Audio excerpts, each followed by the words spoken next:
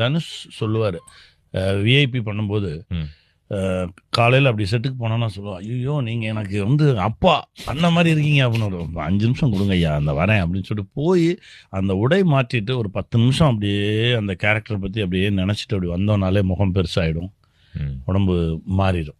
ம். இப்போ காலா பண்ணும்போது ம். பெருசாக இதுதான் டைலாக் இதை சொல்லு அப்படின்னு சொல்கிறத தாண்டி அந்த கதாபாத்திரம் என்ன, அந்த கதாபாத்திரத்துக்கும் காலாவுக்குமான அன்பு என்ன, ம். இப்போ இந்த கதாபாத்திரம் ஒரிஜினலாக எங்கேருந்து எடுத்தது, ம். அந்த இயக்குனர் சொல்லுவார், அண்ணே இது நம்ம அப்பாவை மனசில் வச்சு எழுதுனதுண்ணே, அப்பா இப்படி தானே இருப்பார், அங்கேருந்து வரும்போதே ஒரு சவுண்டு கொடுத்தாருன்னா மொத்த தெருவும் அலர்ட் ஆவாங்கண்ணே இப்படின்னு சொல்லி அது ஆரம்பிப்பான். இப்போ நம்ம வீட்டு பிள்ளை பண்ணும்போது இவர் பாண்டியராஜ் அதே தான் சொல்லுவார், அண்ணே இது நம்ம அப்பா கேரக்டர்ண்ணே. அப்பாவுக்கும் மாமாவுக்குமான அந்த உறவு, தாய்மாமனுக்கும் அப்பாவுக்குமான, அதாவது அம்மாவுடைய சகோதரருக்கும் அப்பாவுக்குமான அந்த உறவு தான் அந்த ஜிகிரி தோஸ்து. புரியுது.